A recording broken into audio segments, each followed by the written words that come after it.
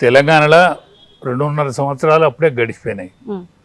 ఇంకా మంత్రివర్గ పునర్వ్యవస్థీకరణ అంటాడు, రెడ్ల పంచాయతీ ఉన్నదంటాడు. ఇస్తే రాజగోపాల్ రెడ్డికి ఇవ్వాలి, లేకపోతే వాళ్ళకి ఇవ్వద్దు. బీసీలకు ఇప్పటి వరకు యాదవ్ మంత్రివర్గంలో లేడు. ఏకైక యాదవ్ నవీన్ యాదవ్ గెలిచిండు. చిత్తశుద్ధి ఉంటే బీసీల ఎడల యాదవుల ఎడల ఒక కనువిప్పోలిగే మొన్నటి విజయం బూస్టప్ ఇచ్చింది కాంగ్రెస్ పార్టీకి. రేవంత్ రెడ్డికి చిత్తశుద్ధి ఉంటే నవీన్ యాదవ్కి ఇవ్వాలి. వాటిని ఊకే పొడిగించుడు, ఎప్పటికీ అదే మాట పాడిందే పాడరా పాస్బాన్ల దాసరి అన్నట్టు ఊకే పాడిందే పాడద్దు. పోతే కేంద్రంలో ఏం పలుకుబడి ఉన్నదో నాకేమో తెలియదు నాకు. పోతే ఇక్కడి పాలిటిక్స్లో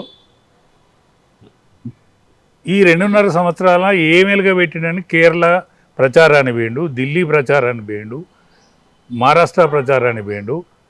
ఈ ప్రచారానికి పోయిన రిజల్ట్ ఏమున్నదని ఈయన ఇంకా పంపుతాళ్ళు. కేరళలో ఏం చేస్తాడు ఈయన, ఏం వెలుగబెడతారు. పినరన్ విజయ్ను నరేంద్ర మోడీ ఒక్కటేని మాట్లాడుతాడు. మరి నరేంద్ర మోడీని కూడా ఈయన బాయ్ అంటాడు కదా. మరి ఈయన ఉన్న నరేంద్ర మోడీ ఒక్కటేనా? రెండా, నరేంద్ర మోడీ పార్టీ వేరు, కాంగ్రెస్కు వ్యతిరేకంగా ఆవిర్భవించిన పార్టీ బీజేపీ.